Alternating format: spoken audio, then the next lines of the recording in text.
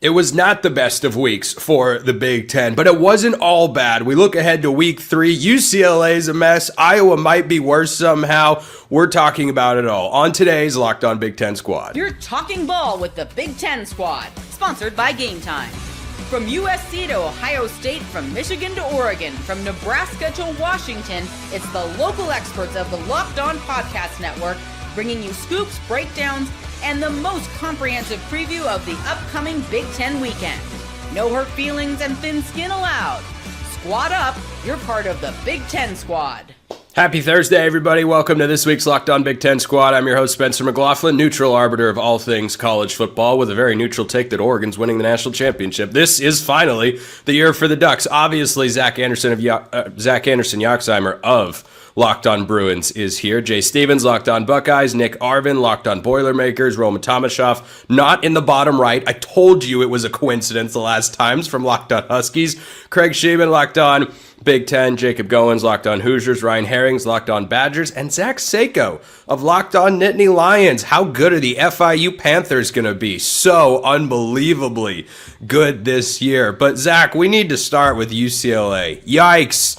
Man, yikes. This is a UNLV team that's been in the same place for like 2 weeks, and they almost lost to Idaho State on their home field week 1, and they had a 23-3 lead against the Bruins at the half and went on to win 30-23. It wasn't a great week for the Big Ten in the non-conference slate. It wasn't all bad. Michigan State, we'll talk about them, give them their flowers later. They did well. Illinois had a great win, but Michigan loses, UCLA loses, Iowa still can't throw the ball. Zach, what is going on with the Bruins? Well, one, their defense can't get a stop to save their lives. They've forced no turnovers in their first couple of games. They've generally struggled to tackle just basic things, basic principles in football defensively. Kind of been out of position in week 1, fixed that in week 2, but still couldn't stop Anthony Calandria. And then the offense hasn't clicked. It finally started to click in the second half. But overall, embarrassing. A lot of penalties in week 2. You thought that could have been a non-issue from close to zero penalties in week 1. But just the embarrassment continues from you bring in Nico, you expect everything to be fine and dandy. That's not the case, and maybe Deshaun Foster is certainly in over his head. Just a quick show of hands before I get to Jay. Whomst amongst us here thinks that tackling is important in college football? That's actually, unanimous. Okay. Yeah. You should communicate that to the Bruins, though. Jay, the Big Ten had a great win in Week 1 when your Ohio State Buckeyes knocked off the Texas Longhorns. Not as good last week. What do you make of the teams that just could not get it done this week? It happens. You're going to have teams early in the year that just flop and can't get it done. You mentioned earlier, I don't know if you mentioned in the open or not, but Iowa. Just talk about UCLA, Michigan. I mean, there's teams that you got a new quarterback at Iowa with Gronowski. Do you think it's going to be a little bit different? Yes, but it's not. And we kind of got a little bit of sense of that in week 1. With Michigan, you have a true freshman quarterback going on the road to Norman. Do you expect a true freshman quarterback, I don't care how good you are, to go to that place and win? No.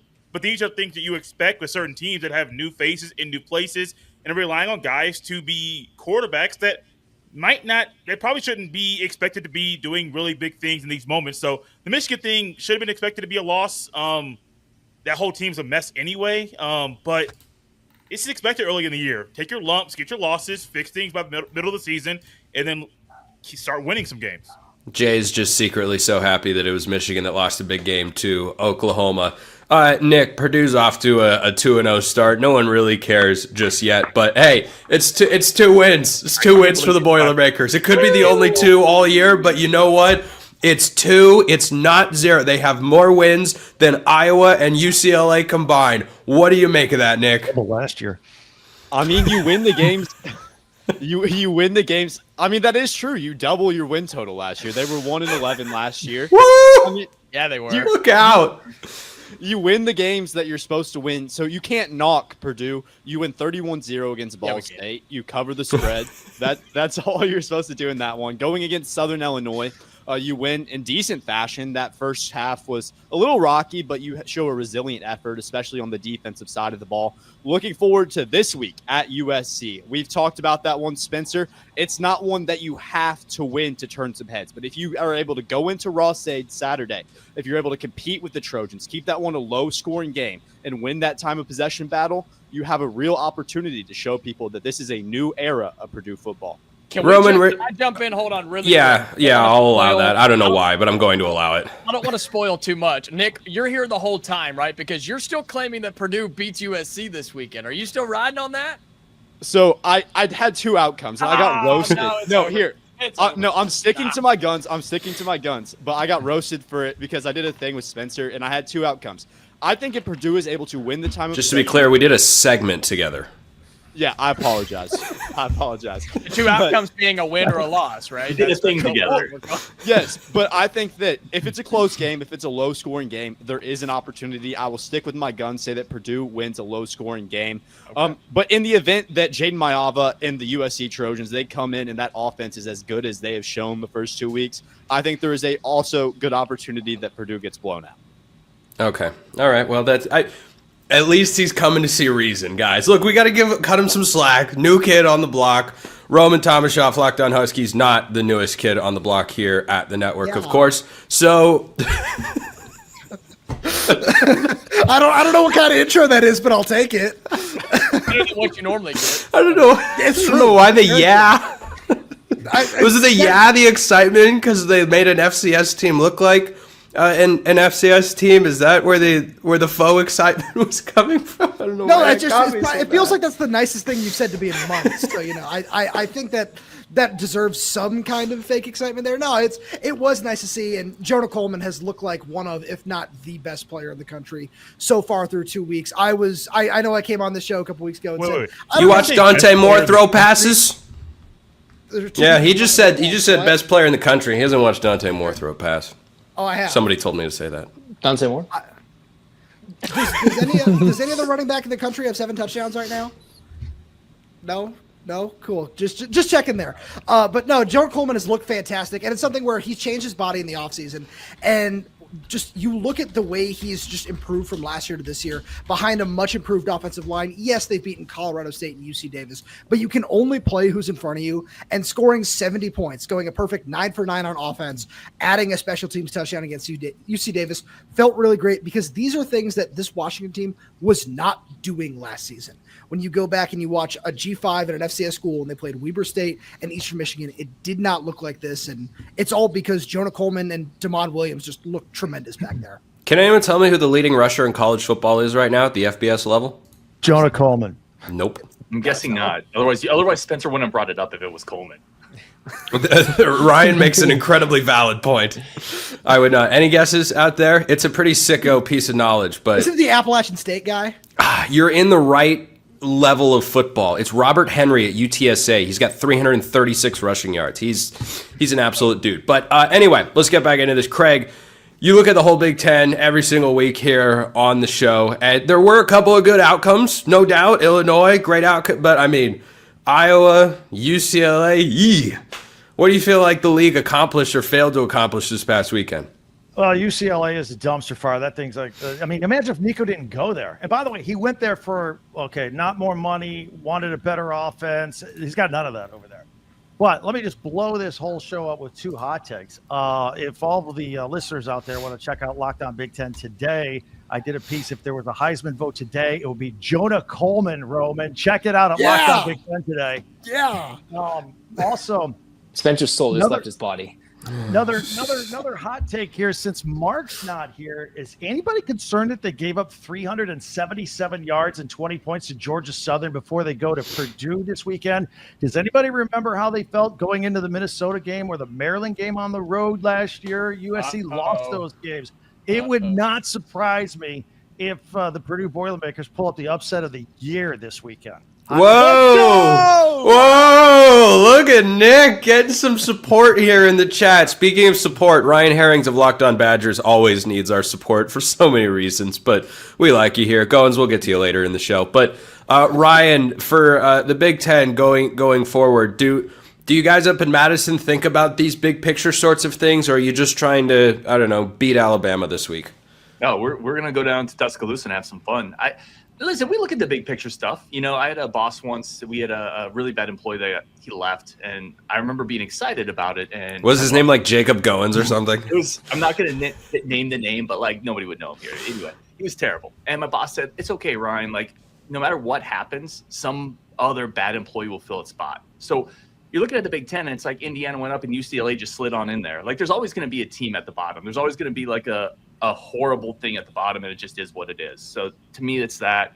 To Roman, I think we got to stop normalizing beating bad teams by 70. I don't think like it's just this. Nobody cares. Like if you beat a really bad team by 70, and then to Craig's Oklahoma State doesn't count. That's a Power 4 program. It's a bad team. That's a Power 4 program. We got to stop celebrating and talking about beating really bad teams by 70. Like it doesn't matter. You know, to Craig's point about running backs and Heisman's really quick. No running back's going to get a Heisman if Melvin Gordon didn't, and Monte Ball with 39 touchdowns didn't. It's a quarterback thing. He had 39 touchdowns? He had 39 touchdowns and didn't get the Heisman. Melvin Gordon had 27 100 rushing yards and didn't get the Heisman. So it's a quarterback. Wait, really? I didn't know that. It's 39 touchdowns didn't do it because it's who beat him? In the ball year, I think, was it Ingram won one year, maybe the year before Ball. I know your quarterback got the one. Melvin Gordon should have got a little more consideration. Well, first of all, what is this? Yeah, I don't have a team. I'm neutral arbiter of all things college football. Secondly, I believe you're referring to Marcus Mariota, who was a magnificent football player and deserved everything he got. Amari Cooper had more votes that year than Melvin Gordon. Okay, that's kind of laughable. Okay, I want to wrap with Seiko because Ryan was raising an interesting point that we shouldn't normalize beating bad teams by a bunch. Penn State clearly believes in that philosophy based on this past weekend, right, Seiko? I mean, who needs to go up big at the half against FIU when you could just 10-0 at the break? Let's do it.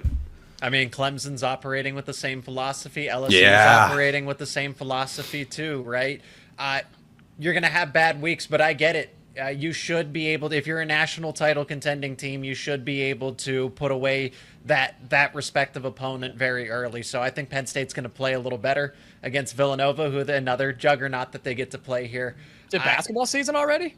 It almost is. It's almost wrestling season too over here. So I got that to look forward to. But yeah, the game against FIU was I just think they sleptwalked into that game. I don't think there was any interest. The buzz of the season starting was kind of over.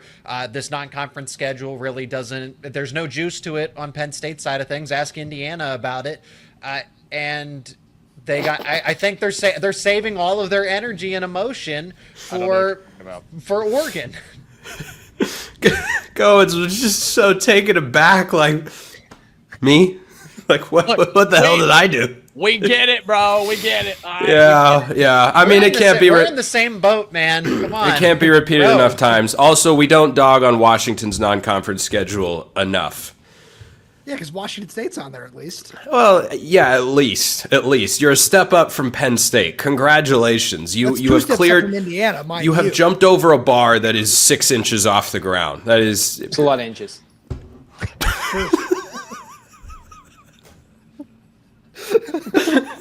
Depends on who you ask.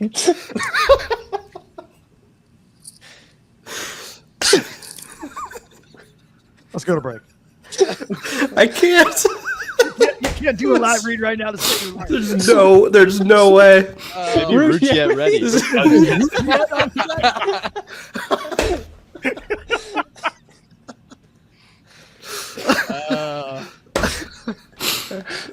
I could have picked any other number and it would have been fine. Yeah. Where's our producer? Brandon, where are you? Just Spencer now. All right.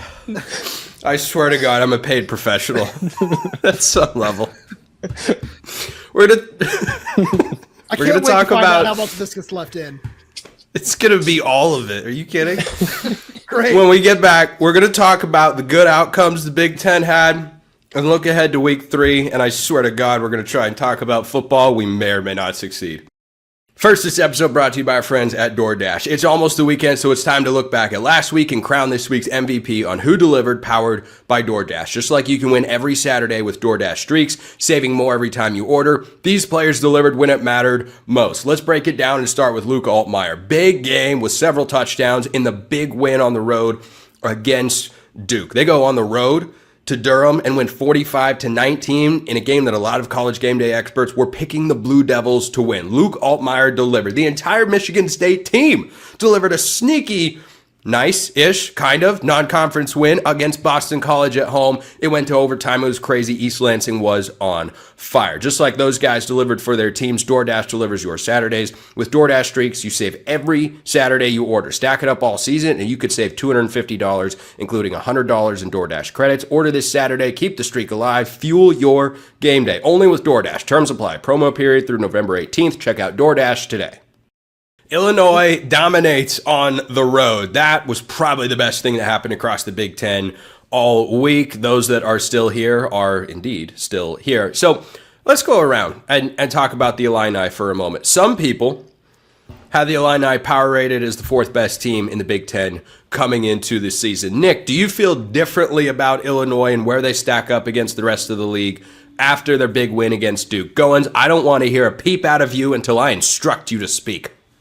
No, I've said since the beginning of this year that I think that Illinois, although rated very high in the opening AP poll, we know that the AP poll doesn't matter at all now based off some of the voters. But it doesn't even matter because Illinois, they're a dark horse. They really showed up. The first half was a little bit rocky at times, but in the second half, they really put their foot on the pedal. And it just goes to show that whenever they face off against the Indiana Hoosiers, they have a very good chance of beating them pretty bad. I don't think that Goins' squad really has a chance because Luke Altmaier is play in his senior year. Oh, listen to that! Not a chance. Spencer, Not do you a want to chance. switch me and Jacob so we can? I kind of do. I think I can do that. Yeah, look at this. Okay, Goins. Yeah, go ahead. By the way, Nick, with regards to Illinois going to Bloomington and beating Indiana, great take. I mean, the sharpest of takes, dare I say, worthy of a national college football show type of take. That's just my unbiased look at it.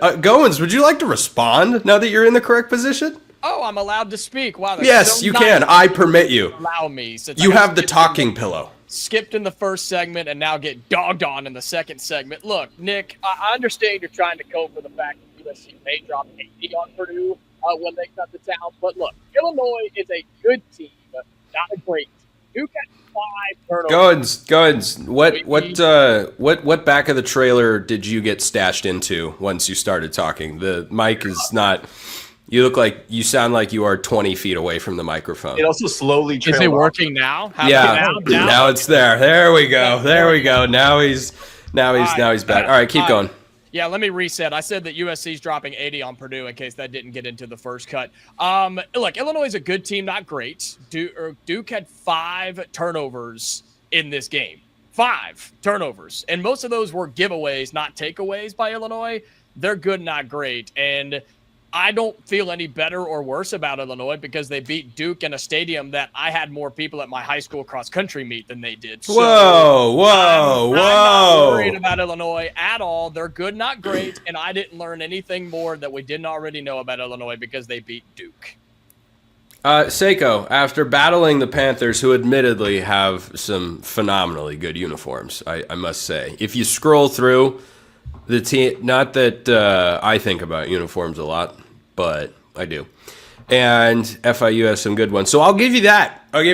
Great uniform team. But after struggling with FIU, do you feel like Illinois is a team that can get closer to you?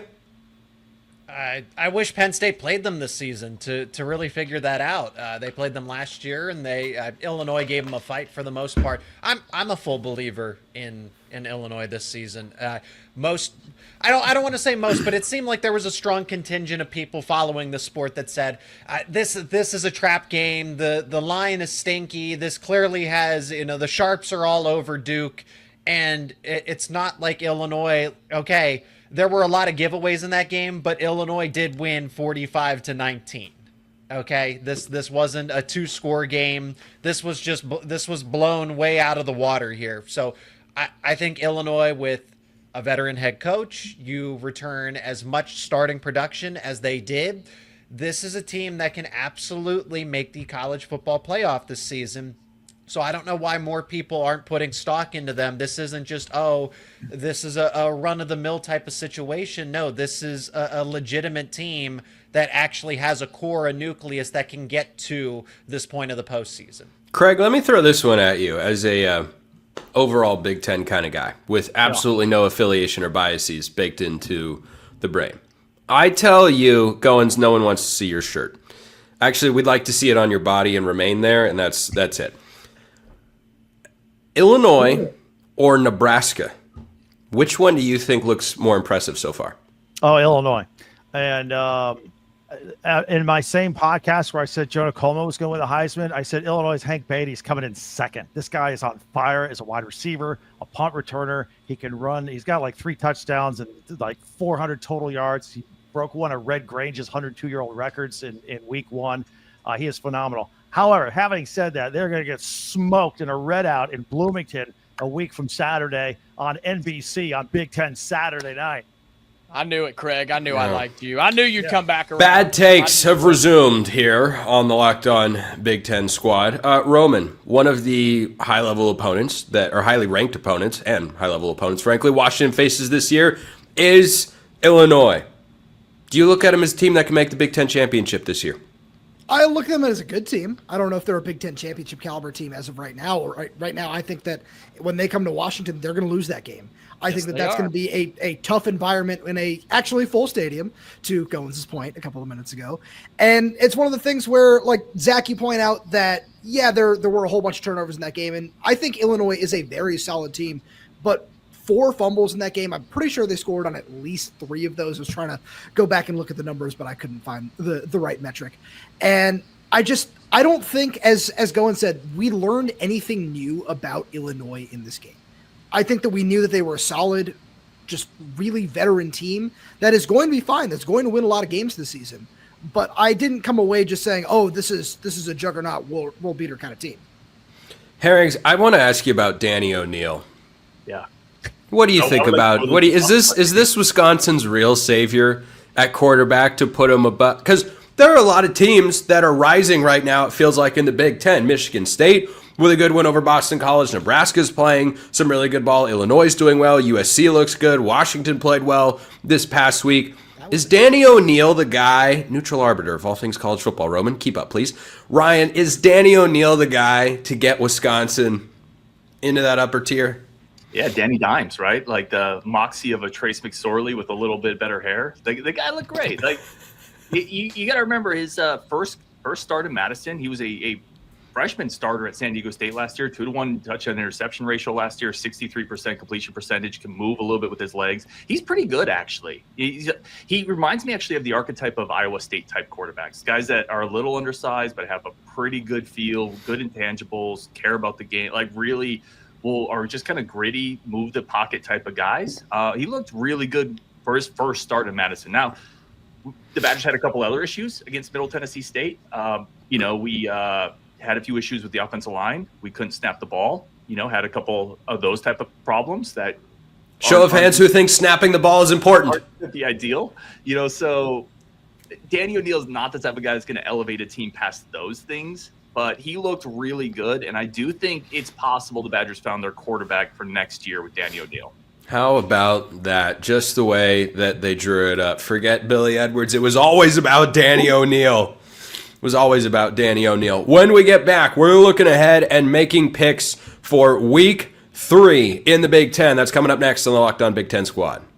First, this episode brought to you by our friends at Mazda. Mazda crafts cars for those who do more than simply move. Mazda delivers confidence with every ride with more IIHS Top Safety Pick awards than anyone else as of August 2025. From footwork to breath work, athletes sweat all the details. Mazda brings this same intention to how they craft every single model. You can feel the Japanese craftsmanship in every detail, from the metallic accents to available Napa leather upholstery. They've got all the details covered. I'm a very detail-oriented guy myself. I'm sure many of you are as well, and that is just how Mazda rolls. So make sure you check them out. Like the players in the Big Ten, Mazda sweats every detail, because when you make every move count, impossible becomes irrelevant. Mazda, move and be moved. This episode also brought to you by our friends over at FanDuel. The NFL season's here. College football's here. FanDuel's making sure you're ready for kickoff with a can't-miss offer. Right now, new customers can bet just $5, and if your bet wins, you'll get $300 in bonus bets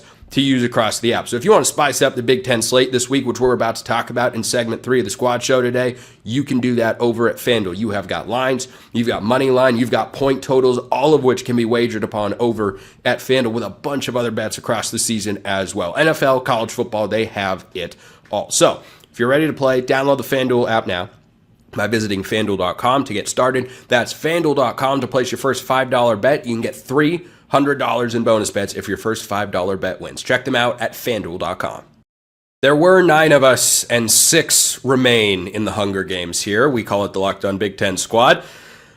Nick is still here. Jacob's still here. Craig's still here. Ryan's still here. Zach is still here. Well, the Zach who didn't have us all crying and laughter earlier, but we like him anyway. We definitely like him anyway. So let's talk about everybody's games going into the week. The big noon kickoff. Can anybody tell me what the big noon kickoff game is this week? Oregon and Northwestern. Oh, it's Oregon and Northwestern. That's exciting. You gotta be really up early. exciting. Wonder why. Ain't no way anybody's picking Northwestern to win, right? I mean, they could cover a 28.5 point spread, I think was the last time I looked at it on FanDuel, but They certainly could if Oregon sleepwalks, though. In Northwestern. May I jump in? Well, hold on. I was going to say, I want to. No, let him go. You go, Greg. You do what you want. I was just going to say, it's going to be a 9 a.m. Pacific time kickoff for the Ducks. My entire life, that is the earliest I can ever remember a game kicking. I don't know that they've played in this window before, ever. I'm sure there was 1 or 2 other times, I just forget. But anyway, if you're looking for optimism for how could Northwestern do it, it's an early kickoff. You're in like a 12,000 seat stadium that's on Lake Michigan, actually. It looks very cool. Now you may enter, Craig. Okay, I was just going to say that the minus 28.5 is the same exact line that the Oklahoma State line was for Oregon, and they beat them by 66. So I think Oregon will cover. I'm just spitballing here. And this Northwestern team only scored 3 points 2 weeks ago against Towson. Yeah, I think you got this one covered there, Spencer. Yeah, I'm thinking so. Nick, Purdue this week, USC. How does it happen? Just lay it out. Goins, we don't need that negativity up here in the squad. We're trying to support our, I suppose USC is a Big Ten team too. Trying to support your original Big Ten brethren in there. This is only USC's second season of the conference. Nick, give me a score prediction here for USC and Purdue. So last year, USC travels to the Eastern time zone 3 times. All 3 of those games, they lose. That's Minnesota, Maryland, and then was it Michigan that they lost? Yeah, Michigan, Maryland, Minnesota last year. They travel to the Eastern time zone and they lose those ones. USC hasn't proven that they can win a game on the road yet. Going into Ross-Ade has been packed. Unlike what's going on in Bloomington, Jacob wants to talk about how the Hoosiers are selling out stadiums when that's not the truth. Ross-Ade is pumped up. Even against an FCS opponent, they'll be pumped up Saturday against USC. You keep it a low-scoring game. Win the time of possession, win the turnover battle, and anything can happen. Give it the Boilermakers 24-21. Woo! Look at that. He's calling for a stunner of stunners this week. Goins, you have what is it? Panera Bread on Friday? Is that who you're playing? Did the Panera employees put together a football team and something like that? Yeah. Okay. That's what don't I hate thought. on the in-state game of Indiana versus Indiana State. Okay, That's true. And That's true. It is on a Friday night, which is extremely weird. And Nick, just to be clear, the Hoosiers are selling out the stadium. People just aren't showing up yet. It's okay. They're just not all there. They're selling out. They're paying for the ticket. They're just not coming to the games yet. And that's okay. They'll be there next week when Illinois comes to town. Look, some places have a spread. Other places don't. Last one I saw was 48.5 for Indiana. No. Look, I'm not worried about that. Get in, get out. Don't have any injuries. Don't give anything away. Prepare for what is a top 10 team next week against Illinois. I'm good to go. Indiana wins by a lot. 48.5 is the line, according to our friends over at FanDuel. Craig, any other surprise picks you think roll out in the Big Ten this week? Sneaky one late Saturday night. Minnesota travels to Cal in an ACC Big Ten showdown. But there are a lot of games this week with a lot of really, really big point spreads. And I know Minnesota's star running back Darius Taylor's got a hammy situation, although I think they're pretty deep at running back. They should be able to handle it out at Cal. And I have trouble trusting USC traveling. I'm not saying they're going to win, but I had a USC alum tell me today, hey, take the points on that deal. I really want to see how Wisconsin does at Alabama. I would love for something to happen there. I don't know. I can't go all in. I still haven't figured out. A couple of weeks ago, did Alabama lose to a bad Florida State team that won 2 games last year, or is Florida State recovered and was that a good loss? So we'll get a better barometer, I think, of what Alabama is by watching how they handle Wisconsin. Ryan, how does Wisconsin try to handle Alabama? As much as one can, but apparently that's more doable than it used to be. Craig brings up a really good point. I feel like we're still trying to figure out who Alabama is. I've been on a couple Alabama shows this week, talked to some Alabama folks, and it feels like they're trying to figure out who they are. There was some real lack of effort stuff in the Florida State game. That can be systemic. Alabama has a chance of rallying because Florida State was kind of a wake-up call and being really good and playing up to their talent level. They also have a chance of this thing going off the rails a little bit. The Badgers' offensive line has been really dinged up. They ran for 0.3 yards per carry in the first half against Middle Tennessee State. That's 0.3 yards per carry against Middle Tennessee State last week. You're not going to win that game. You're not going to keep it close if you can't go into Bryant-Denny and run the ball at least a little bit. But the Badgers feel really good about the defense. It's been a lot better this year. Daniel O'Neal is a guy that brings a little bit of his legs. If you think about the teams that have given Bama some issues, the Vanderbilts, the Oklahoma last year, it's typically teams with a quarterback that can move a little bit. So it's going to be interesting to see how he plays. But really, I don't know why we're not talking about Nebraska. What is it? Houston Christian? Like that. A really interesting matchup for the Huskers here. I think a little bit of stuff from that game because I was really intrigued. Check What's the line on that? Houston Christian's head coach. They've never won a game against an FBS opponent. He said, "quote There are still a lot of firsts to happen." So really whoa. Nebraska for scheduling. I've given Jacob a lot of crap. Nebraska playing. Yeah, an absolute embarrassment of a team. There's no reason to ever schedule a team like that if you're Nebraska. But I know Badger fans are excited for this weekend. That's what I'll say. It's a money game. It is. It's a money game. But they had a Power 4 opponent in their non-conference schedule. They played. Listen. I'm not even going to allow you to finish that sentence. I love you, dude. Me and you are like Legos. We stick together on most things. But I am not going to let you finish that sentence. There's no reason for a team that's won national titles to ever schedule in the Big Ten. The SEC is different. It's embarrassing. It's one thing for Indiana. They don't have history. Nebraska has a history. They've won titles. They should never schedule a team like that. Well, everybody needs money to make the world go round, and Houston Christian is going to be the beneficiary of that. Seiko, not a tough matchup on tap for Penn State. Give me your hottest take for what's going to happen in the Big Ten this week. There aren't even that many Power 4 matchups. I tell you one that I think people should watch for at the moment just because vibes in LA are so low. New Mexico and the points on Friday night on Big Ten Network is highly intriguing. Jason Eck is New Mexico's head coach. He replaces now Utah offensive coordinator Jason Beck. Oh, just a fun fact I wanted to throw out there. Anyway, Seiko, floor yours. Yeah, I guess that's where I'm looking because Penn State, again, doesn't have we're talking about Houston Christian, Nebraska, and it's like, do I really want to throw stones in my glass house here? But it's an in-state, kind of like Indiana. I guess the excuse can be, well, it's an in-state game, and this was decided years ago, so it's just kind of all come together. And for what it's worth, Penn State was supposed to play Virginia Tech this season as that Power 4 non-conference game, but that one got canceled because... Who canceled it? I actually don't know. It had something. Oh. I think Virginia Tech did. I think VT did because it was supposed to be a home and home, and then COVID, and then they wanted to reschedule, and Virginia Tech didn't want to reciprocate. So isn't Brent Pry a former Penn State defensive coordinator? Yeah. Oh. Boo. I know. Boo. Yeah, get in there and boo the scheduling move. Goins, boo. Imagine canceling future P4 games. What is wrong with that? The audacity. That's As a Big Ten team, who could possibly do that? That's sickening.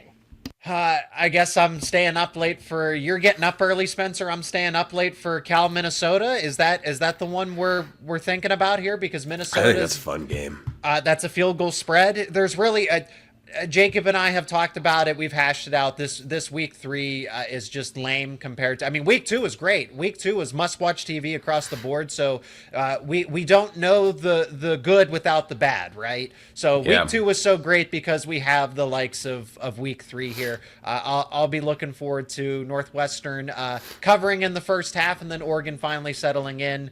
I think Alabama wins comfortably against Wisconsin, and then Cal, Minnesota, if I'm still up. See what PJ Fleck can do out on the West Coast. I would think Cal wins that game, honestly. I think Cal, Minnesota is actually the best game in the Big Ten this week. Like, I think it's going to be the most entertaining game to watch. The slate goes like this: Indiana State at Indiana, New Mexico at UCLA. I mean, that could be interesting. Oregon at Northwestern, Wisconsin at Bama, Central Michigan at Michigan, Houston Christian at Nebraska, Towson at Maryland. Maryland's going to be a 3-0 team going into Big Ten play, by the way. Villanova at Penn State, USC at Purdue. That could be fun, maybe. Norfolk State at Rutgers, Youngstown State at Michigan State, Ohio at Ohio State, Western Michigan at Illinois, Massachusetts at Iowa.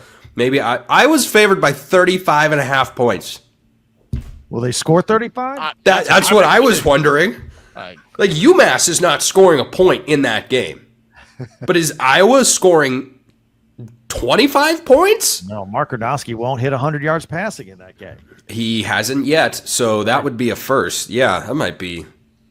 But don't worry, Kirk Ferentz still the answer. That might be one of my best bets on Locked On College Football later this week. And then it's Minnesota at Cal with the smallest point spread of the week, 2.5. It is a 9:30 p.m. or is that 10:30 Eastern? Sorry, 10:30 Eastern kickoff on ESPN. So should be fun. Nick Garvin, Locked On Purdue, Jacob Goins, Locked On Hoosiers, Craig Sheeman, Locked On Big Ten, Ryan Herrings, Locked On Badgers, Zach Sako, Locked On Nittany Lions. I'm Spencer McLaughlin from Locked On All Over the Place. We'll see you next time. Hope you enjoyed it. We certainly did. And until then, hope you all have a wonderful rest of your day.